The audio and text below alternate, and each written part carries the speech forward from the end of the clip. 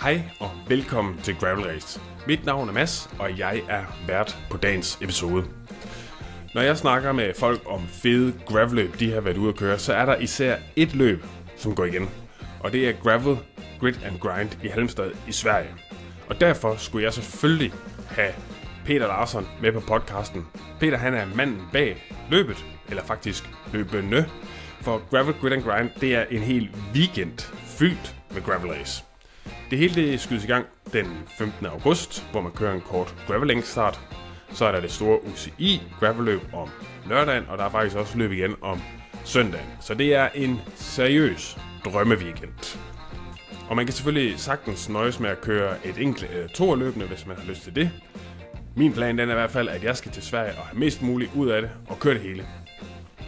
I den her episode, der kommer vi omkring tankerne og historien bag løbet.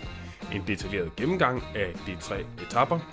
Så kommer Peter med en meget spændende nyhed. Lad os bare kalde det breaking news.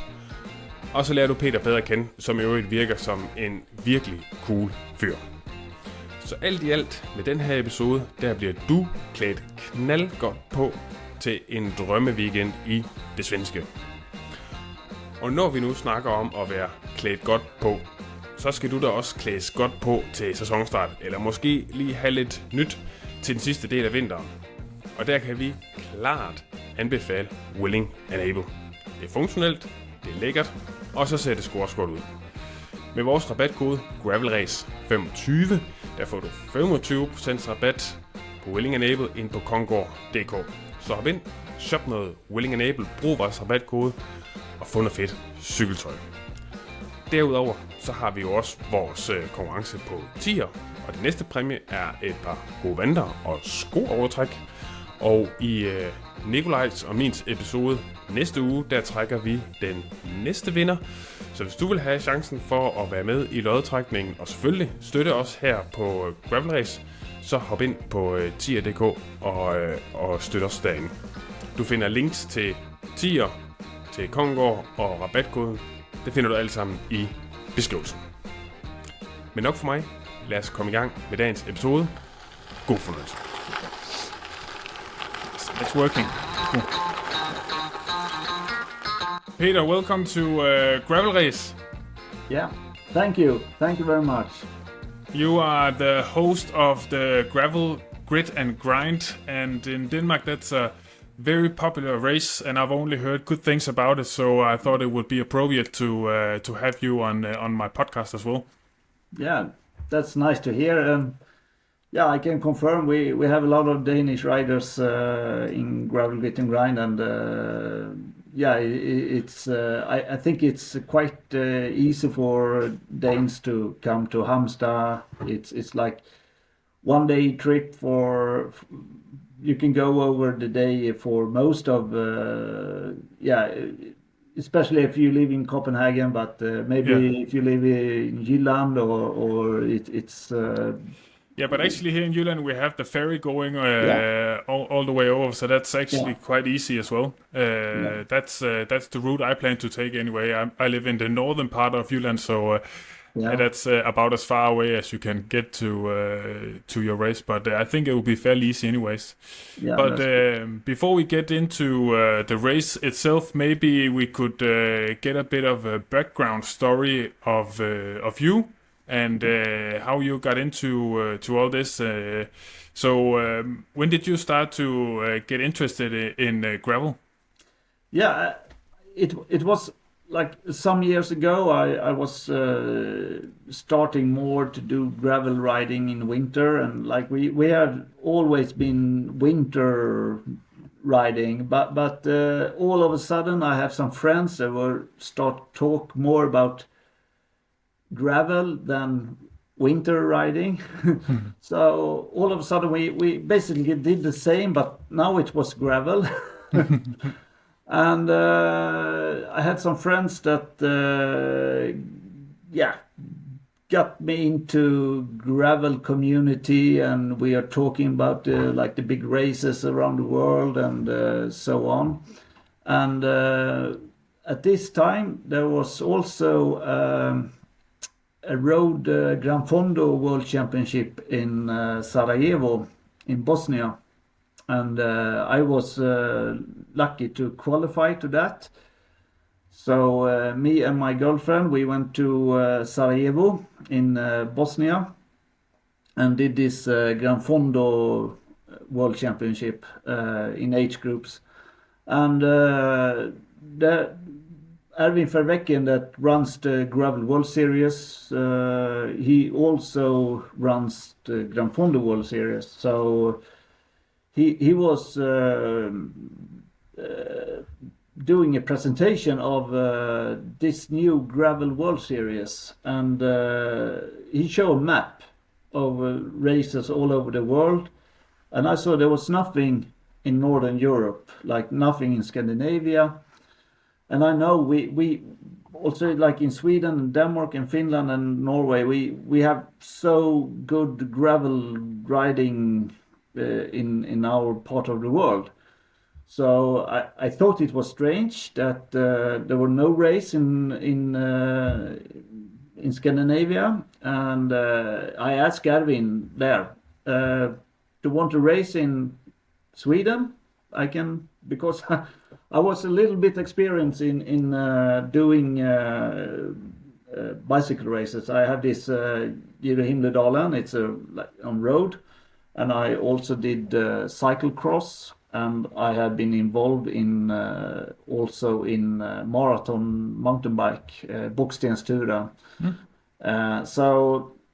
And Erwin, he was very positive to get a race in Scandinavia. So he sent some, he sent the paperwork, and on the way home from Bosnia, we were just, okay, where do we put this? I live in Varberg. It's not. It's just 40 minutes driving from Halmstad, but my girlfriend lives in Halmstad, so yeah, we spend a lot of time there. So, and I know there are terrific roads, and also the city of Halmstad was very positive to this when we approached them.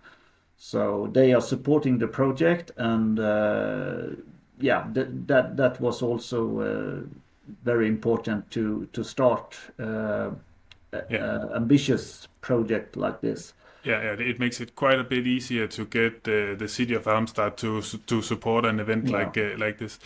I know that in this part of Sweden, there's also people who come from Denmark just to train. Could you maybe talk a bit about the place of the surrounding areas around Halmstad, the gravel roads around there, which is quite nice as I've heard it? Yes, and we have done it now 3 years, and we have like 3 different locations. So it has been a little bit like development process, and we also have a 3-day race. So it's like on Friday that we have this gravel time trial in quite near the city. We start at the river Nissan. It's very close to the city center.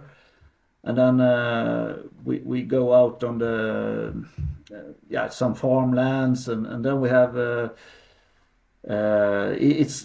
it's about 17 kilometers or something, the gravel time trial, and it's quite unique because you don't find gravel time trials everywhere, and it's very appreciated from the riders that travel quite far, and they want to, like, it's a good way to start up the weekend, and you can give full gas, but you won't be hurting so much the day after with the big race.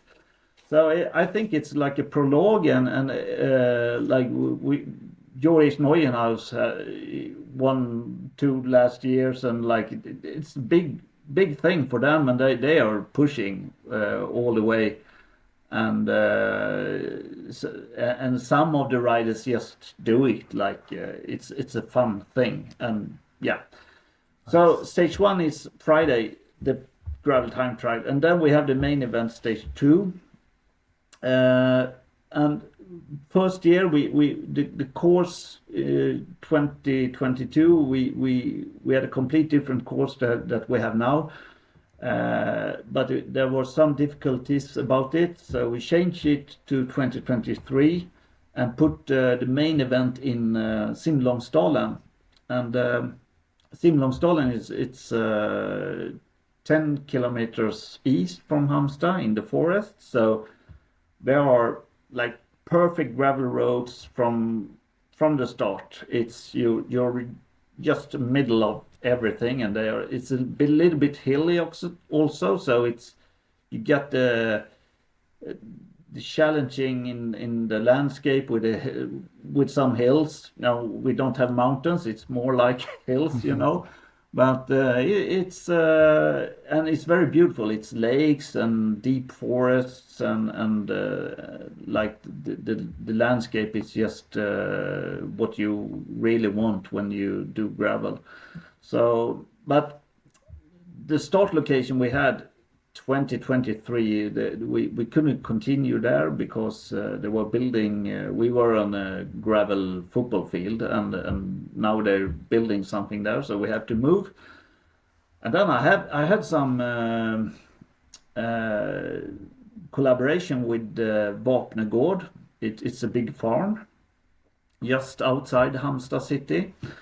And our gravel time trial was passing through the farm, and they were very positive to host us our event. So last year we moved the main event stage 2, the qualifying gravel world championship qualifying race. We moved it to Vapnegård.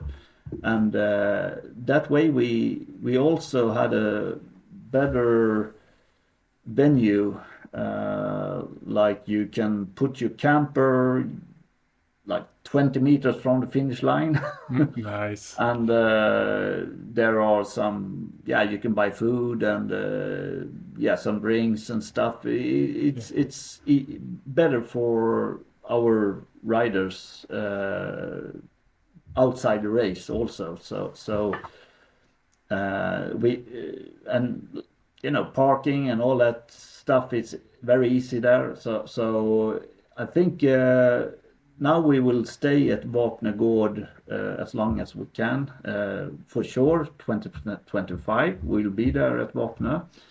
So the format of the race will be quite the same as 2024, and that's the start and finish for stage 2 in Vapnegård near Halmstad city. But then I didn't want to lose Simlångsdalen because it's a beautiful place, and so then we put stage 3 in Simlångsdalen. So if you do all the stages or only 2 and 3, or you will get everything.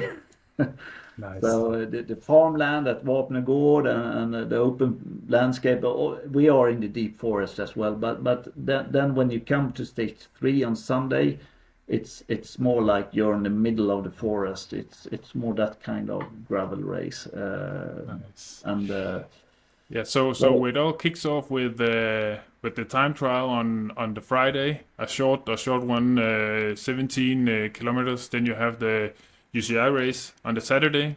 Yeah. And how long is that one? It's 140 for up to men. Men 55 to 59, and then from men 60 and women 50 and above. You do a shorter. It's about 88 k's. Yeah. So, and then you have on the Sunday you have the last race. Is that have I seen right that that's also the Swedish gravel championships? Yeah. No, not. We did 2022 we had the Swedish gravel championship, but this year we was the first Swede Cup. It's not a championship; it was like a gravel cup, like national level cup, and we were the first race in that cup this year. So. Okay. And I have a big news that actually it has not been confirmed before, like today or yesterday. Yeah. We will do the Nordic Gravel Championship this year at our stage 2. Okay, very nice. So there's a little extra on the line. Yeah, it's the Nordic Cycling Federation. It's Denmark, Sweden, Norway, Finland, and the Baltic countries, Estonia, Latvia, and Lithuania. The federations in the Nordic Cycling Federation will have the Gravel Nordic Championship this year at Gravel Ræs. Okay, cool. And that would be on stage 2 as well? Yes, that will be stage 2. And so it's we will have it's like a race in the race, but it's quite easy because it's the same categories. So we don't have to do any changes like 2023 when we had the Swedish national championship. There was we had to do some adjustments to get everything working and like to make it fair for everybody. And it was a bit of a challenge for us as an organizer. I don't know if the riders were noticing it, but for us it was a challenge. Yeah. But now with the Nordic Championship, it's the same categories, so it's very easy. It's just a extra result list we have to extract. Okay, and so the start of the time trial, the start of the stage 2 and 3, that it's not on the same place, but is it how far, if you kind of find a place that's in the middle, how far would you have to travel? Could you take just go by the bike to use it as a warm-up, or? Yeah, that's a good question. But if you are in Vapnagård, where we have start and finish for stage 2, like that's our main place. I think it's like 3 Ks to the start of the gravel time trials. So 3 kilometers, and it's about 2 kilometers from the gravel time trial finish to Vapnagård. So it's very close, and the gravel time trial also passes through the Vapnagård event area. Yeah. Okay. So if you go by to try and find something that's close to Vapnagård, then you are safe, so to speak. That's the perfect spot. And the stage 3 is a little bit more far away, but most of the riders have their own transportation. But I also provide for some riders that like. They maybe fly to Copenhagen and take the train to Halmstad from somewhere in the world. We provide a shuttle for those riders. So we give that opportunity if you do the stage 3, because we know if you travel far, it's a challenge to, like, maybe you don't want to ride this extra 10 or 11 Ks to somewhere out in the countryside. So we provide shuttle for those riders, but most of the riders have their own car or friends who can drive. So okay, cool. And what about the elevation in the different stages? How much climbing would you do for the first, second, and third stage? Good question. I think I have to, like, I don't have it in my mind, but I can look it up in very very fast here, I think. A moment, please. Yeah, no worries. You can cut this. Yeah. But maybe just in the meantime, so the kind of gravel you will be riding, I know there's very good gravel roads in that part of Sweden. So maybe just a bit about the kind of surface that you will be riding. Will it be smooth, fast rolling gravel, or will it be a little rocky, or how does it look? A moment. The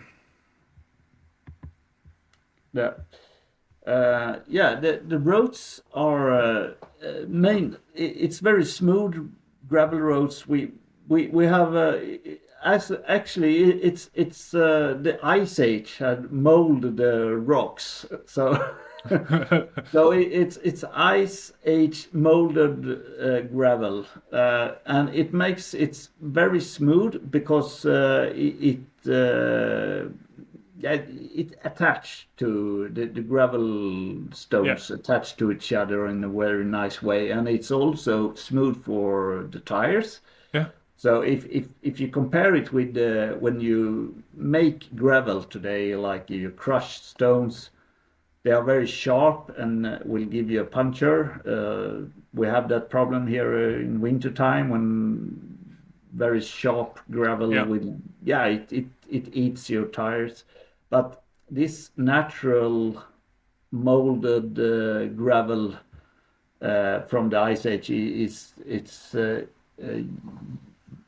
will never give you a puncture, and also if it comes heavy rain, because it has been heavy rain like the week before. We have been lucky with good weather, but like 1 week before it has been very wet, and the roads are only getting better. So it's just that they are like super smooth, and it's sometimes you go out and you're a little bit worried what had the rain done to the roads, and you just find out it's better than ever. It's grippy, it's fast, and it's just pure racing roads. And it's such a great feeling that it's smooth, fast, and grippy. Yeah. Perfect. Nice. Cool. And did you have the chance to find the elevation of the? Yeah. I have it here. It's so the stage 1. It's a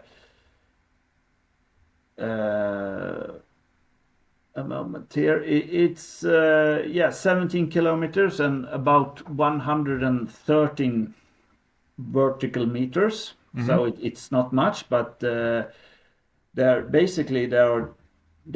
are two hills, and the final hill is in the gravel pit that it's a bit steep and a bit technical.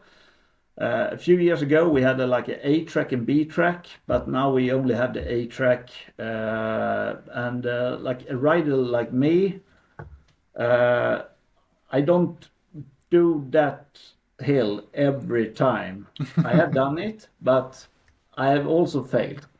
So a better rider, sure, will do it every time. A worse rider will maybe walk.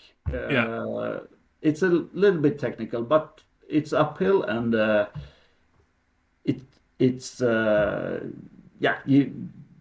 everybody can do it. So we have no complaints about it. But you can lose some time and also gain some time in that final section. Okay. And then the stage 2, our main event. We have the one 142k route has 1,940 vertical meters. So it's about 120 or something vertical meters per 10 Ks. That's a little bit above normal here in this part of the world. And we call it rolling hills. It's not like a mountain stage because but it's a little bit hilly, and it will. So the hills are kind of are they spread out over the entire route, or do you have some longer climbs, or how is that set up? Yeah, in the beginning there are some areas with like a height. We had to. So in the beginning, it's very fast the first 4 or 5 Ks. But then it's upward for some time, and it's not steep. It's just long and going up, and then so it's the first that will like pull out the field a little bit, not completely. It will not explode the field because everybody is fresh, but it will stretch it a little bit, and that's good. And then right after that height, if I say it like that, when you go down in the valley and then up to next, so there are 2 big hills, one after one another, and then after that there is some.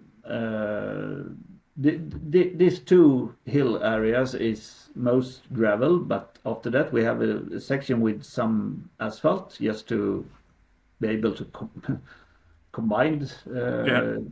But it's a small road, and it's up and then down on.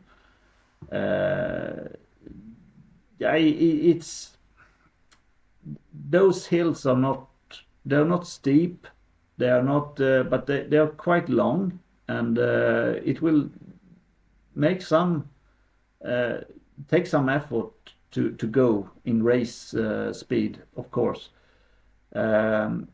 But after that, there is a more of an area with quite long area, like maybe 30 Ks or something, with only small rolling hills, like no big hills, just up and down a little, and like you can go with speed, push the little crests, and like keep your speed.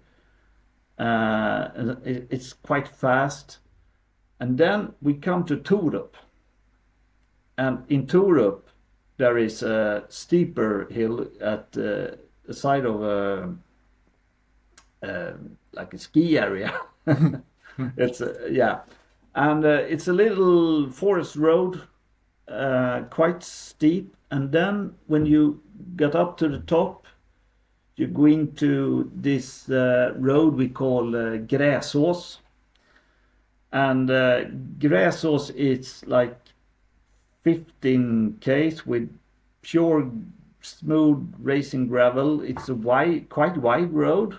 It's a little bit bigger than usual, but it's like gravel, and it's also very challenging because it invites you to go with speed, and there are a lot of up and downs that will if you're going too fast. And everybody's doing that. It will cost. You will feel it. And like this is not in the beginning of the race. It's more like in the middle of the race. So at Gräsås, it's such a. I think that's the best part of the whole race in my perspective, because the roads are fantastic, and it's so dynamic to the like. this year that was the place that Toby Perry did his attack and then soloing, there are these small crests, and you can attack and you can win and lose. It's a fantastic area. And after Gravel Ræs, we come to go down in the valley. Gravel Ræs is quite high, and then down in the valley, and then we're going up again on a quite challenging smooth gravel road, but it's quite steep and hard and long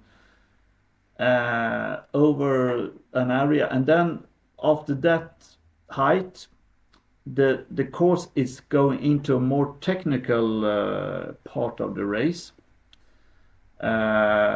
It's more narrow forest roads. It's not technical that you like need a mountain bike, but it's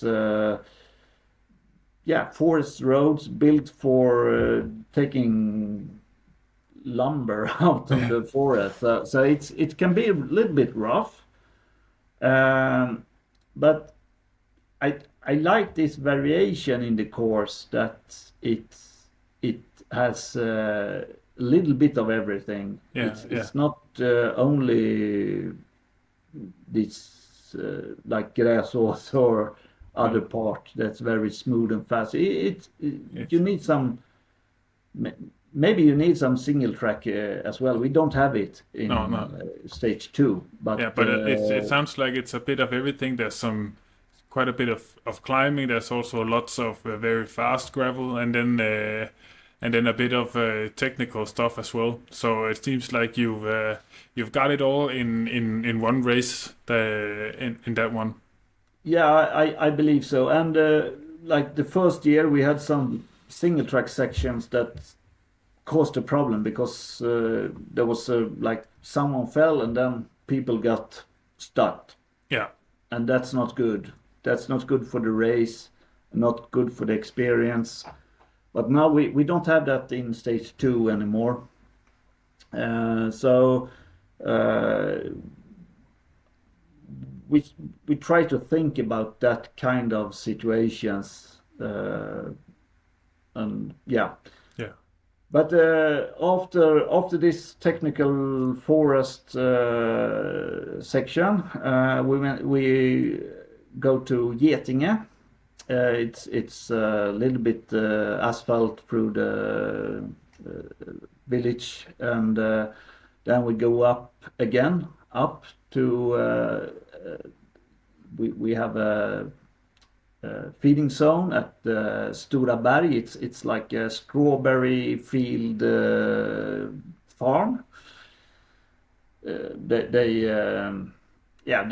have a cafe and restaurant and pizza and the strawberry fields.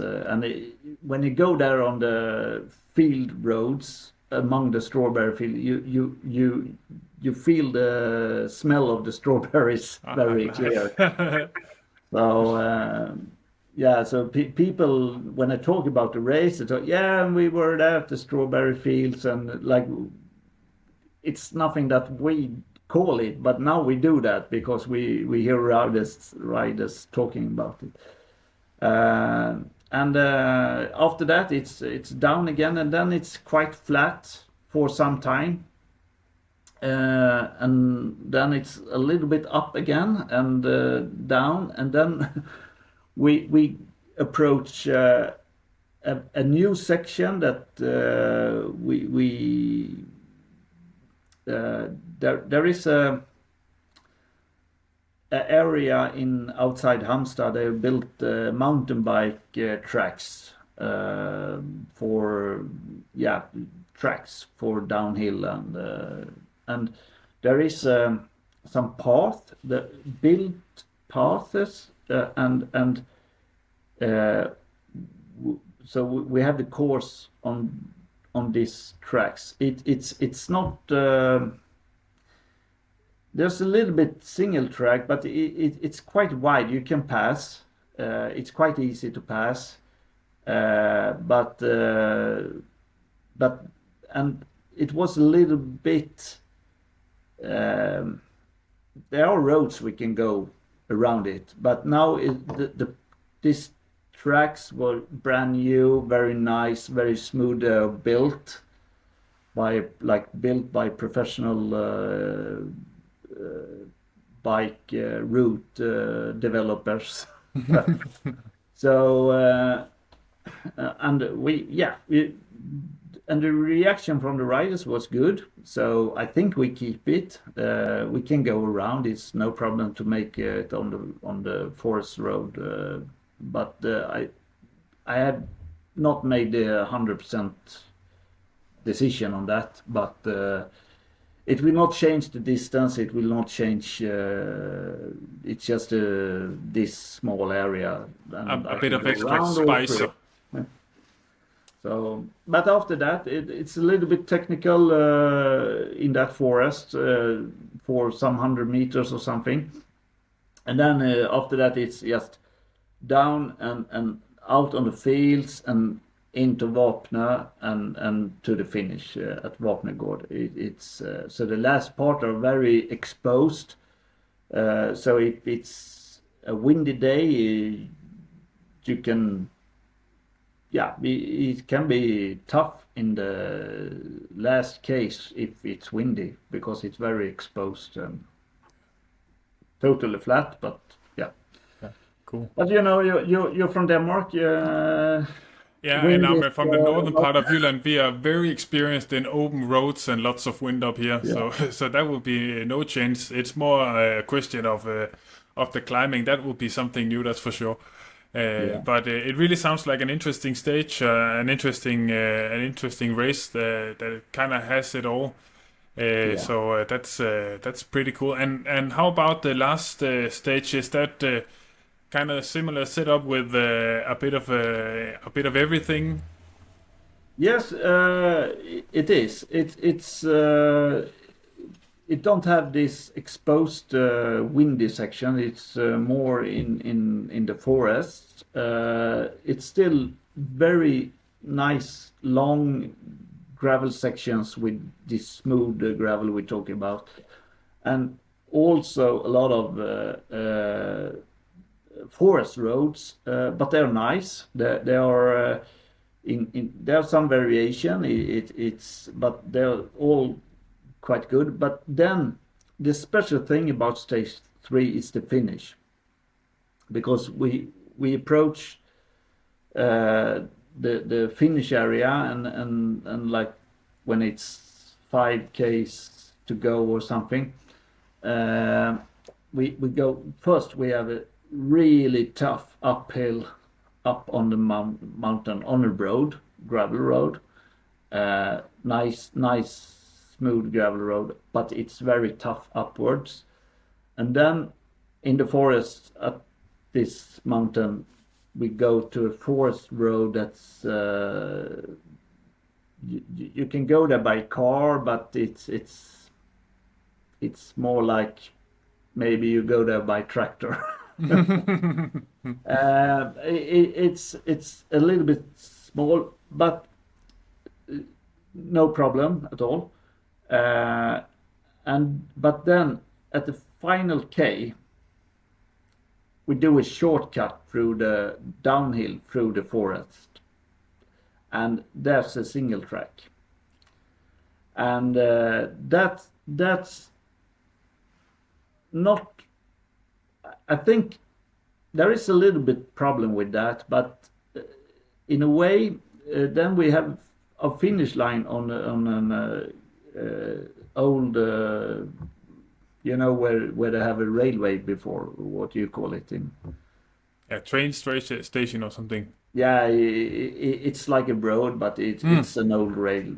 Yeah, and it's quite narrow. But because we have this single track before, it's make us to have this finish on the quite narrow road, because the single track is even more narrow. So I know riders. I talked to a lot of riders about it last year, and like some riders just love it. They love the technical in it, and they just think it's perfect. Don't change anything. And some riders say, "Okay, I don't like this last technical thing in the." It was not what I expected, and it ruined my day. Like, yeah, and but they were not arguing about it. It was just they tell me that okay, this was not my cup of tea, but the rest was good. Yeah, but it's you can never satisfy everyone, and I think also that's in some ways the point of gravel, because there's no one formula to make a gravel race. There's room for a bit of everything, and if they don't like that part, then they can maybe just do stage 2 and 1. So so there's plenty of racing to do. Yeah, and actually, I was a little bit nervous about the finish is like it's 4 meters, so it's not super narrow. But if you have 4 meters, it's you can pass one, but if you're 3, it can be a little problem. And but every rider will coming 1 and 1 and 1 and 1. So I think we will keep the format. It's because it's off the road. There are no traffic. They are very easy to control. It's safe, I think. Riders don't get hurt by hitting trees. They get hurt by hitting other traffic. By hitting cars. Yeah. And actually, one particular fun thing about that last single track. I have a friend that helps me a lot with my races.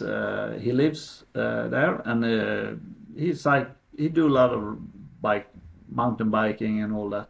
And he took his like downhill mountain bike down on this single track and tried to beat the Strava record downhill, but he couldn't do it with it.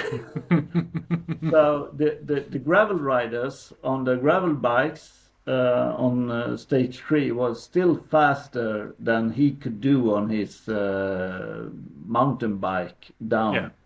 It's super fast, and they are so skilled, most of the riders. You can't believe it. It's when you can't beat it with a mountain bike, and it's quite down. Steep. You get a feel, you understand how fast they are.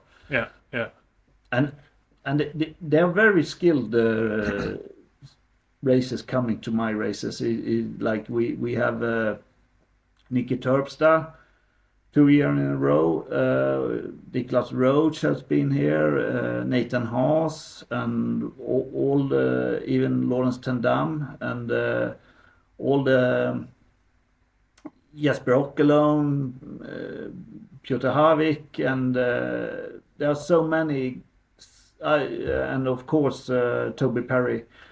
There are so many skilled gravel riders that do my races from all over the world. Like Ted King last year, he did one race in Europe except the Worlds, and it was Gravel Getting Grind. And he told me he come to Gravel Getting Grind on recommendation from Lawrence Tendam. So for me as an organizer to hear that, it's like, okay, we do something right here. Yeah, especially for a rider like him, he could choose to go anywhere in the world, and he chooses to come to your race. That's I think that says quite a lot about your race, and it also it's exactly what I've heard as well. So I think that's you're definitely doing something right. That's for sure. Yeah. And I guess, of course, stage 2 will be the one with most participants. How many maybe last year and the year before? How many did you more or less have on the biggest day? Yeah, around 600, I think. Yeah. I know it's around 600. Yeah. And all that's actually, I'm a little bit surprised that it's not more. We have riders from 33 nations, so people coming from all over the world, literally. And but I think maybe the Swedes are a little bit slow on adapting. Yeah, I think, but I'm marketing the race more outside Sweden actually, because I'm thinking if I get the international riders to come to my race, like the big names and so on, the rest will follow. The Swedes will, oh yeah, Nicky Terpstra doing this race, I want to do it as well, or yeah, some other big names there are, and for me as an organizer, I want to, if I choose like only Swedes or like a wide international starting field, I will choose the international start field every day in the week, because it's the gravel community is worldwide, and we want to be a part of the gravel community. I also think this thing with US and Euro gravel is very it's a fun thing. It's not like some believe few years ago it was like a clash between two systems. Yeah. But it's not. We're the same community. It's just different. And if you talk to the Americans that come to Europe, they think it's great. And you talk to the Europeans that go to US to do gravel, they think it's great. Yeah. So it's one community, but it's different. We do things. The format is a little bit different in Europe, and of course, where you are, like in Denmark, you have specific, the course in Blåvandshuki. It's like it is there, with the sand and the beaches and everything, and we have our things, and they have. In Belgium and Italy and wherever you go, it's different. But I think in Europe we are more like it's racing. It's less endurance and more racing. If you compare with the big US classic. The Unbound and stuff. It's more than 300. It's more endurance and a little bit. We when we did invented this Euro-gravel thing, it's in the Gravel World Series format, most of the races, and we're not allowed. There is a format that says how long, and you look at race hours. Like you don't want to have a race with like 6 hours or 7 or 8 hours. It should be like 3-4 hours. Yeah. And I think it's also kind of bit what you talked about. There's room for everything, and in some parts of the world, like in the US, they do it different than we do it here, and it's also drawing on our entire cycling culture. And in Europe, we have maybe a bit of an older cycling culture that we kind of pull into the way we do gravel over here. and over there it's just different, but there's room for everything in my opinion, and that also makes it continues to make it interesting and fun. There's always a new kind of event to train for and to go and explore. That's going to require something entirely different than a different race. So I think that's definitely one of the strengths of gravel in my opinion. Yeah. Nice. So compared to how many are coming just for the main event, the UCI race, and how many are staying to do the race the day after and coming the day before? Yeah, it's about half, I think. Yeah. It's and some are combining stage 2 and stage 3, and some are combining stage 1 and 2. And I think there are no one combining 1 and 3. No. But it's possible if you want.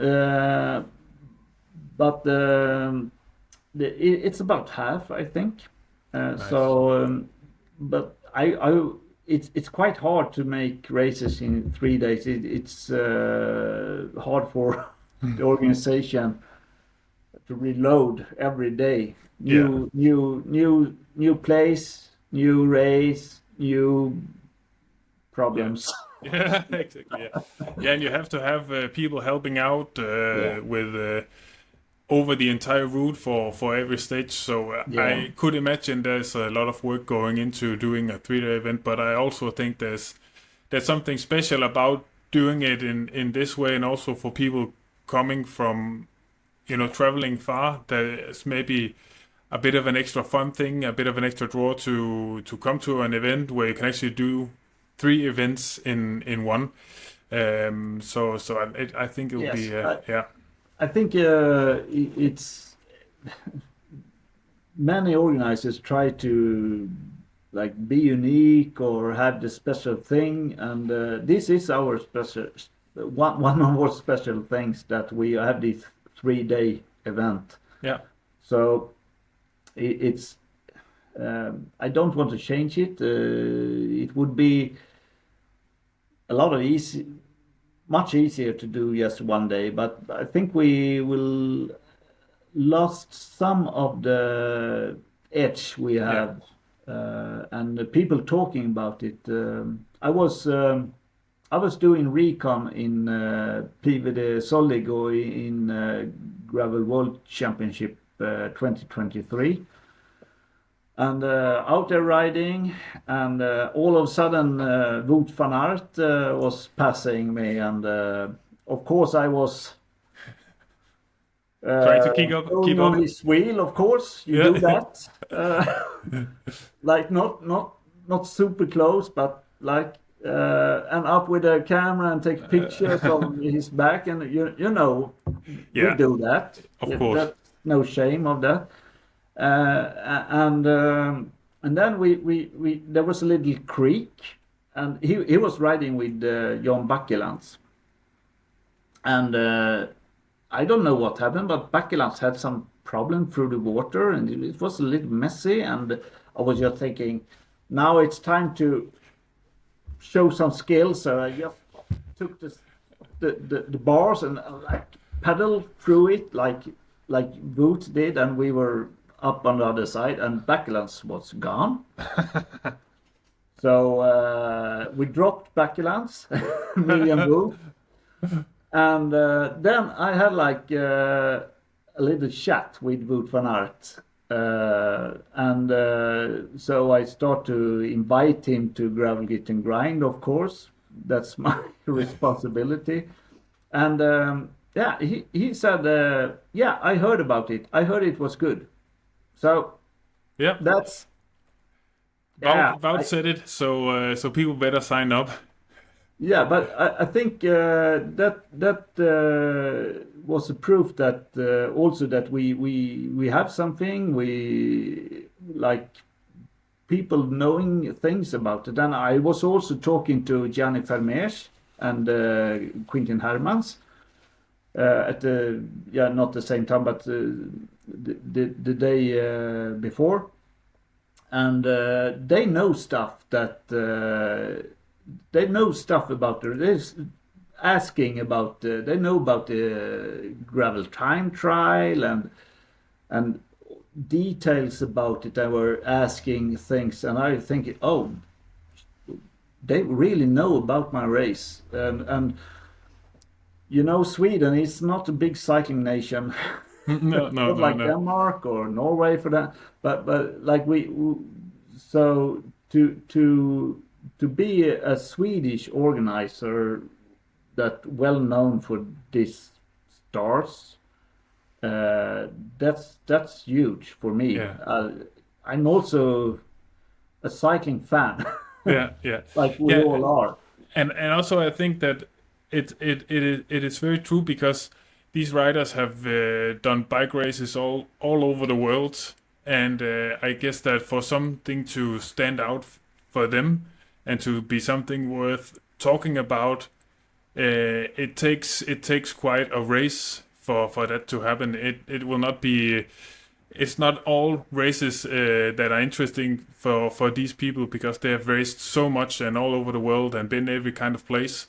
So I feel I get that it's in some ways it's a huge compliment, and also the fact that, as you mentioned, Sweden isn't a big cycling nation. No. So it's not like you have some local pros who are kind of spreading the word in that sense. It is from the international people who are coming to your racing, having a very great experience and a great enough experience that they are talking about it amongst their fellow pros, and I think that's a mark of quality in your race, and I'm excited for me to do it the first time this year, and I can't wait.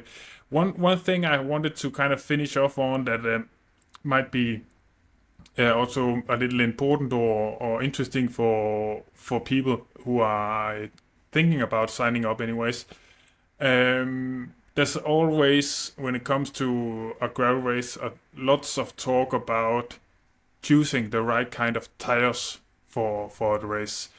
I think you might have already answered the question a bit, talking about what kind of gravel you have. You don't necessarily need a tire that's very puncture resistant, because of the kind of gravel that you'll be riding in your race.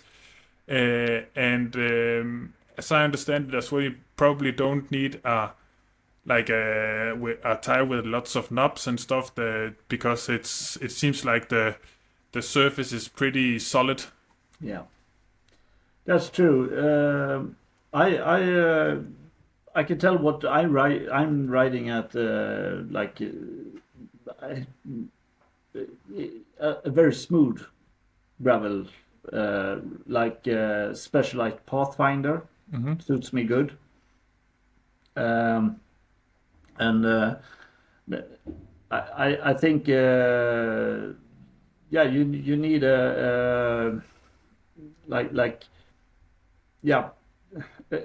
quite smooth gravel, like the Pathfinder. It's very, the knobs are very small, and they are I think you have the line in the middle that's completely slick. Yeah. And there are others as well, similar. I think, but I always recommend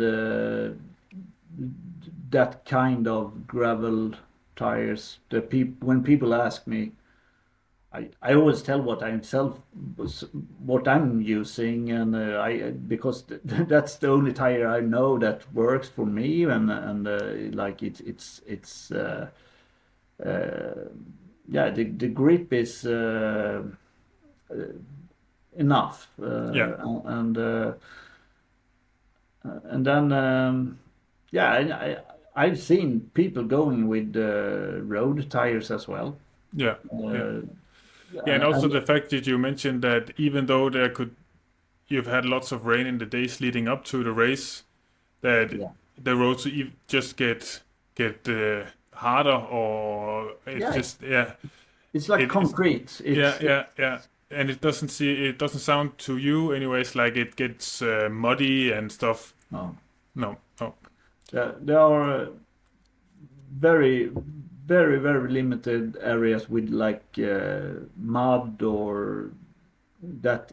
There are some farm roads, and there can be some like dirt, or the farm roads are basically most gravel anyway. But there can be, but it's just like particular small places. Yeah. The main conditions are this grippy, smooth gravel, and then you don't need big knobs or it's not like the sticky mud from Unbound. And No. and I think like 40 millimeters are perfect somewhere there. Good. Well, Peter, thank you so much for your time, and now I'm even more excited for coming to your race in August. And it's correctly understood that it's from the 15th to the 15th, 16th, and 17th of August, right? Yeah, that's correct. And the main event is on Saturday, the 16th of August, and but we start up with a gravel time trial on Friday, the 15th, and then we wrap it up on Sunday, stage 3, Nice, the 17th. So perfect, cool. Well, Peter, thank you so much for your time. Thank you for having me.